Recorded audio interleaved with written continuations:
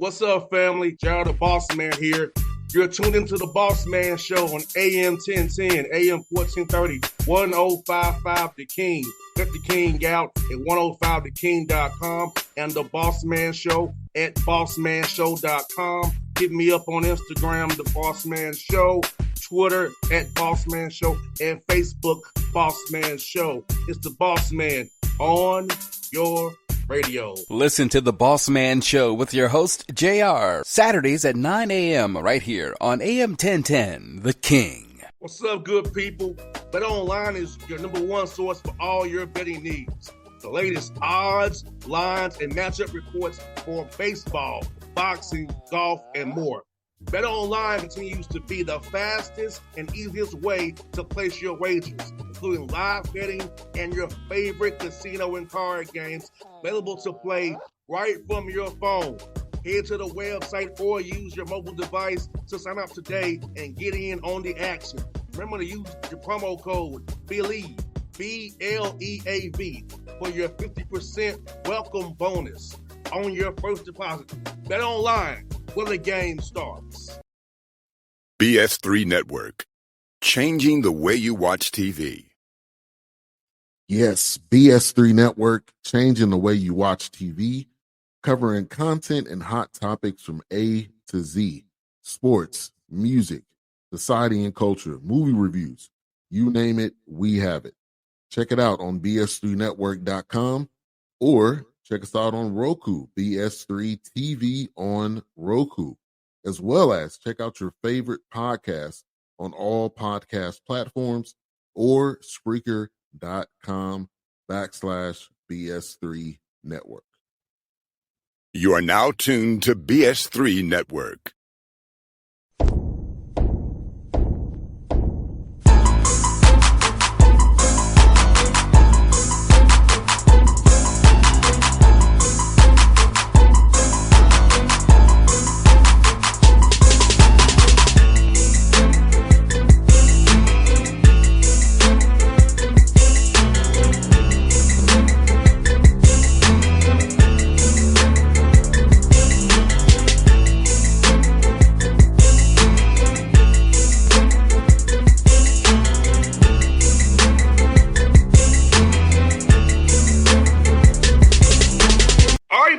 Bossman Show, going to the MAC conference. Sienna saying Gerry McNamara with me on the Bossman Show, from Syracuse. Now he nails at Sienna, leading a great program. Coach G, what's up, man? How you doing, brother?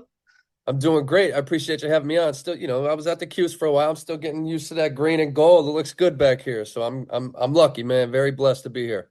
No doubt, man. And for you, I know you was in Syracuse for a good while, man. And what about the opportunity in Sienna really stood out to you to take over his program? I know it's kind of up that way, up in upstate New York up there. So what about this job really stood out to you, man?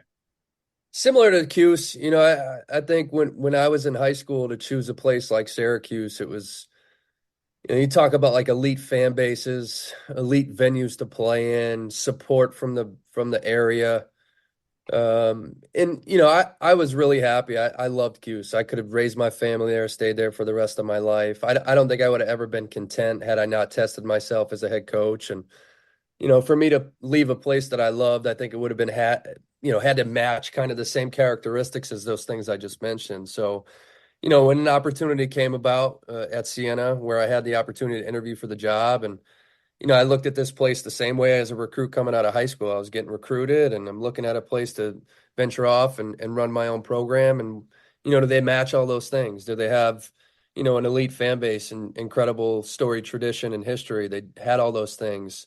I think everybody in America that's a hoops fan watched the LSU-Iowa game this year. That game was played in the arena that is my home arena, MVP Arena in downtown Albany. And coincidentally, it's the arena in 2003 that our Syracuse team went through and beat Oklahoma in the Elite Eight to make a Final Four.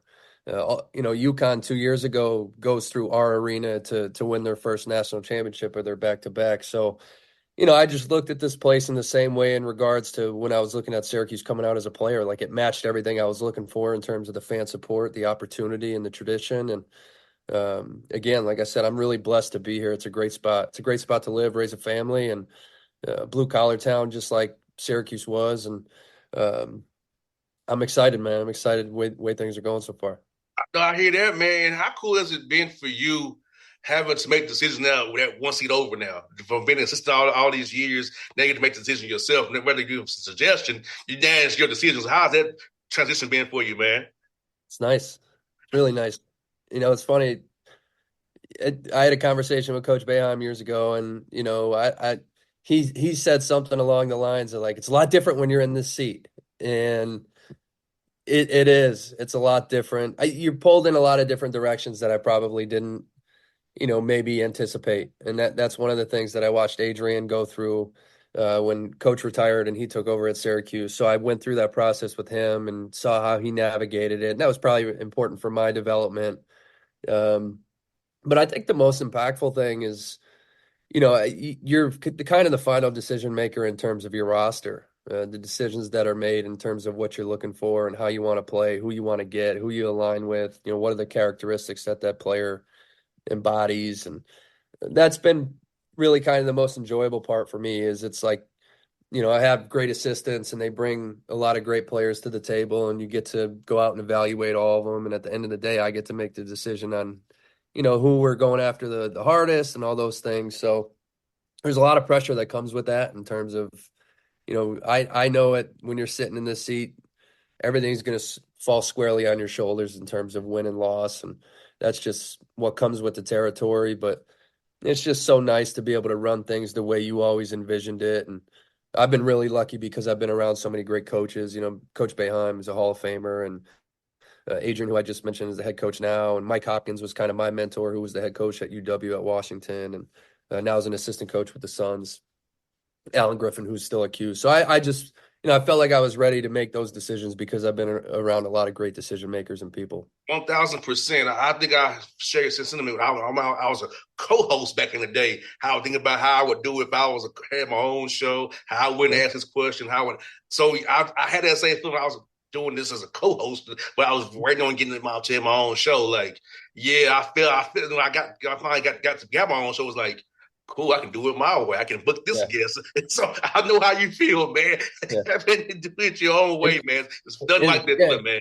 Nothing like it. And those really the experiences of kind of playing second fiddle and going through that and developing your own natural style are probably, equally as important. You kind of need that maturation process in terms of who you develop into. And I was really, really lucky at Syracuse working for Coach Boeheim for all those years because of how much power we had in terms of developing our own voice in the groups we worked with. I worked with the guards for 15 years. And, it was basically like from day one, like, here you go, Gerry, here's your group of guys, do what you please, and, you just change. I had 4 kids in the meantime. So now my style changed a little bit. I grew in terms of who I was as a person, and it changed me as a coach. And, I kind of implemented how I changed into how I coached. And, I know I can talk to my 13-year-old son a little bit differently than I talk to, maybe my 8-year-old daughter, so people learn in different ways, and those invaluable experiences to get you to the point where you feel like you're ready to go do your own thing are important.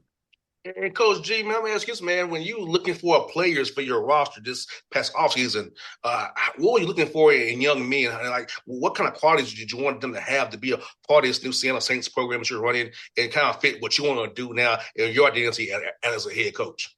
Yeah, well, you're going to also, it's like cliche in a lot of ways. You see every coach that does their introductory press conference, they're always going to use the word culture.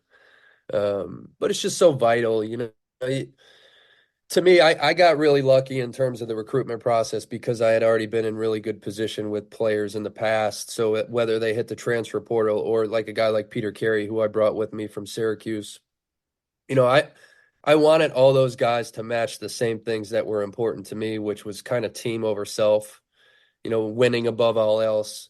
Are you willing to sacrifice yourself a little bit for the betterment of the group? And I just felt like I got the right group. And then I got lucky with a couple guys that I didn't have a relationship with. I just really liked their film. So then it's kind of a roll of the dice, like it's speed dating. You're trying to figure out what are, like, I didn't have a previous relationship, so I didn't recruit you to Syracuse, or I didn't know you through AAU.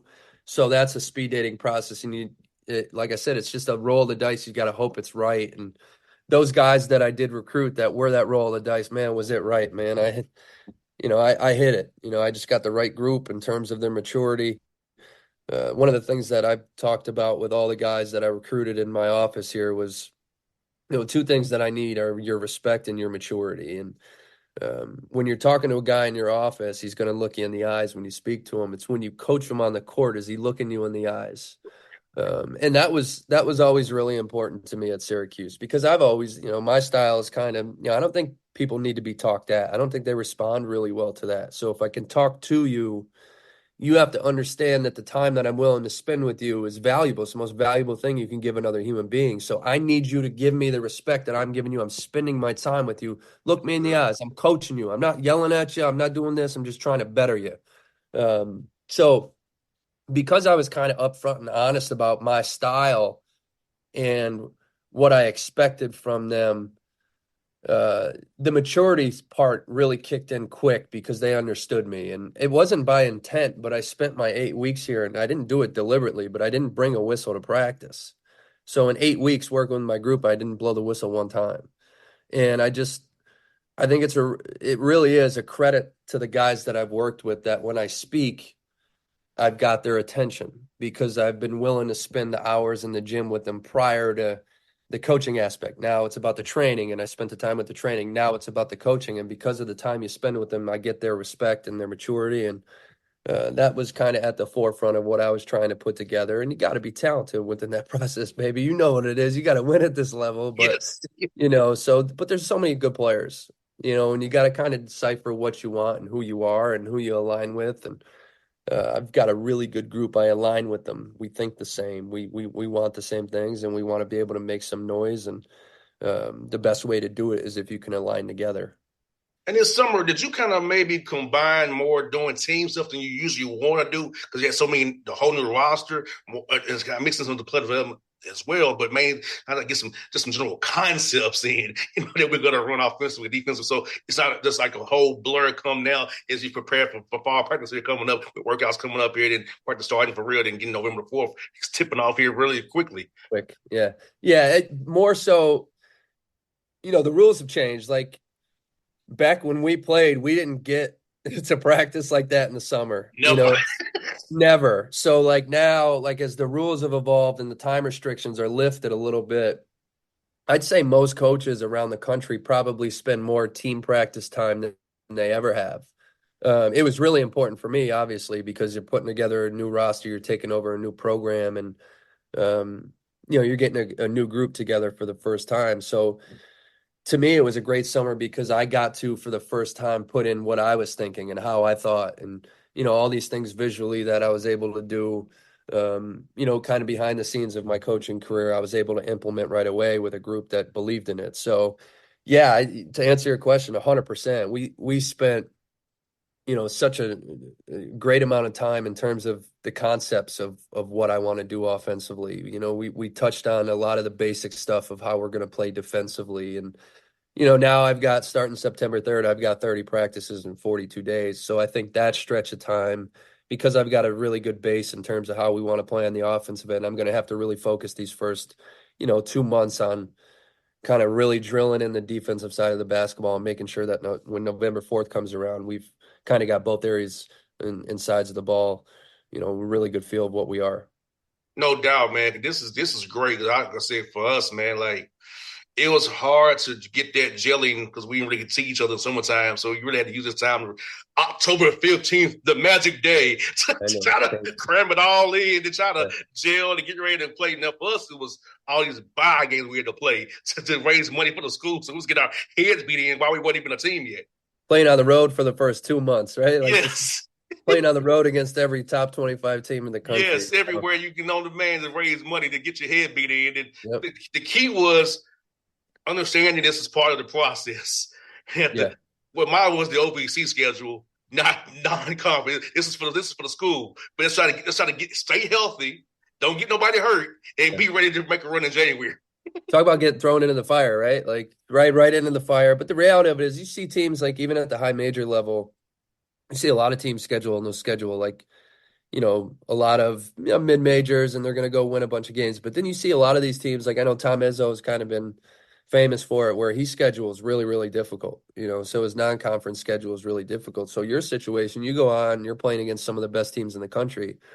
You hope by the time that your conference schedule rolls around, you have a really great identity of who you are and what you've evolved into. And, through some of that stuff, like you're going to either your team is going to either unify or divide in that stretch. If you're one of those groups that are just, you lose 6, 7 in a row, like that's a tough thing to go through. And it really kind of makes or breaks who you are. So, the non-conference, if you could find a really nice balance in the non-conference schedule of mixing in those teams where are really going to test you and you're going to be a big underdog, but then at the same time playing teams that are somewhat in your wheelhouse that are probably going to be on the verge of being NCAA tournament teams, which I think we have a few on our schedule this year. You hope by the time that December rolls around, you're starting to become a more polished, better version of your team, Yeah, G, I'll tell you, I can remember, I recalled it in my head. My 4 years, it was 4 wins, 6 wins, 6 wins, and 4 wins. Yeah. Before the OVC play. So you had to stay together because that can get in your head if you let it get in your head. And it's still a great conference. So now you're battle tested. You're going in, and can you get through that stretch at what? What are you playing? 31. So yes, we played 18 conference games. So it was like 6 and 7, 4 and 9. So, but you still, you had to understand it's part of the process. It's part of the process. And if you're in one of these leagues where it's a one bid league, what's the most important thing really is your conference. 3 days in March. No question. Talk about the pressure. Like you could go undefeated in league play and lose in the second round and not make the NCAA. Like it's just the nature of the beast. And with the net system now, like it's just gotten more difficult for teams at our level to have more than, you look at the A10. The A10's getting 1-2 teams into the NCAA tournament. It's just really difficult. With the way it's kind of set up right now, they're taking a lot of the high major teams. So, the most important thing for teams at our level is like you just hit your peak at the right time. You play really, really well in March, and over a 3-day stretch, you strike that gold. You know what I mean? That's why I implicated it to you guys, man. I want you put on the show because I understand what it comes down to. I've been in them shoes as a player. I've been around it, so I'm like, I'm gonna make sure people understand this. This is a great situation you're in. But this pretty much matters. The tournament in March is peak at that time. Make sure you're healthy. You got your peak at the right time. Think about this. Like, it's funny, those first few games, like you see that a lot of these conference tournaments are before like the ACC and the Big Ten. And, so that Monday through Friday, there's like a bunch of leagues that are playing to go to the NCAA tournament. Everybody in college basketball is tuned in because they know it's an important game to go to the tournament. But you got those 2 coaches that are probably like sitting there like twitching, like, oh my God, comes down to just this one game, for us to get into our postseason where it's like, you're either pure elation or devastation. And man, like that's talk about like fun though. Like that's why we do what we do. We're competitors, and you want to have those moments for your teams and experience them. And that's why you grind it out in June, July, and August to get ready for March. So it's just such a wonderful sport because of the pressure it comes down to, and could be one singular moment. It's funny before you go, but Belmont won the tournament so many times, G, that they oversee moved the tournament to Evansville, Indiana, because they felt some kind of way that Tennessee State and Belmont got sleeping in their own beds, so they moved the tournament to Evansville, Indiana. Belmont won times. It's remarkable, isn't it?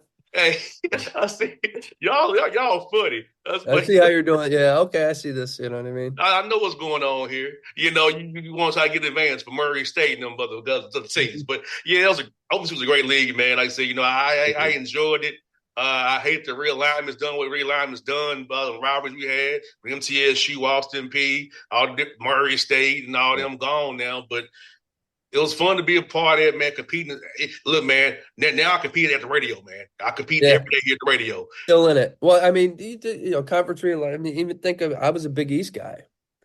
I played in the Big East, and that's, it's a shell of itself of what it was in terms of the teams that were in it. And, now you're trying to create new rivalries, and football is king, and, you got to shift and stay ahead of the curve. And, Coach Boeheim said it when all this stuff started happening like 7-8 years ago. He said, 30 years from now, he's like, everyone's going to look around and be like, we should have never changed a thing. And, I think it's part of it, like the nostalgia. Think about like what was Syracuse basketball built on? It was like the rivalry of Syracuse and Georgetown. Georgetown, And St. now you gotta, John's. yeah, now you gotta Big build. Monday on ESPN. Yeah, and now you're doing the regional too. Like you're right here. Like you're within 3 hours of each other. All those schools, the Seton Halls and all that. Like we were all Providence. We were all right there.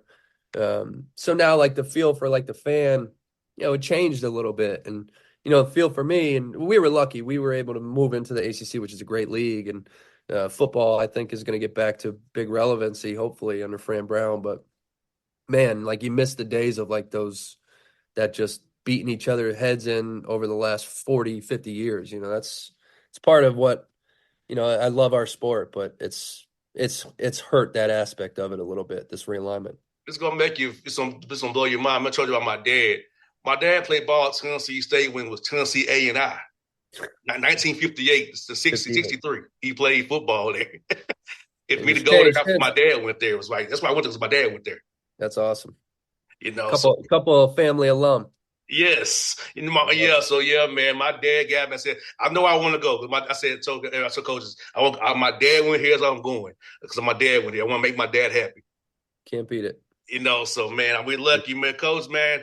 Hope to see you on the road this year, man. I'm gonna try to come up that way, man. When the Hawks play the Knicks, man. Hopefully y'all will be around. I try to hit Binghamton. I try to hit UA, and I try to hit you all as well. So we'll keep that going while I come up there, man. When the Hawks play the Knicks and the Nets, man. Come see me. No doubt, I got you, my brother. All right, I appreciate you. BS3 Network, changing the way you watch TV.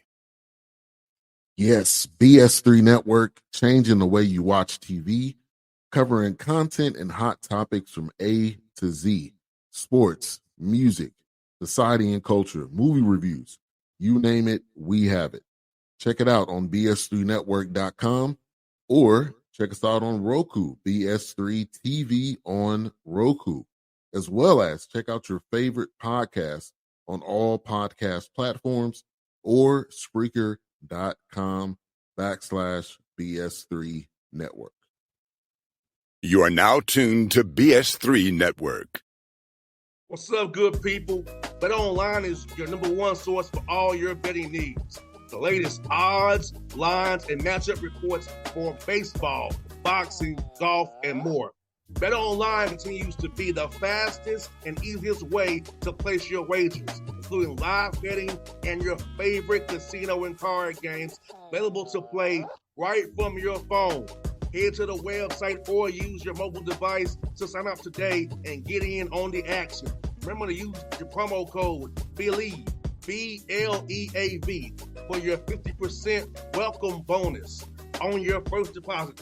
Bet Online, where the game starts. What's up, family? Gerry the Bossman here. You're tuned into the Bossman Show on AM 1010, AM 1430, 1055 The King. Check The King out at 105theking.com and the Bossman Show at bossmanshow.com. Hit me up on Instagram, The Bossman Show, Twitter at Bossman Show, and Facebook, Bossman Show. It's the Bossman on your radio. Listen to The Bossman Show with your host, JR, Saturdays at 9 a.m. right here on AM 1010, The King.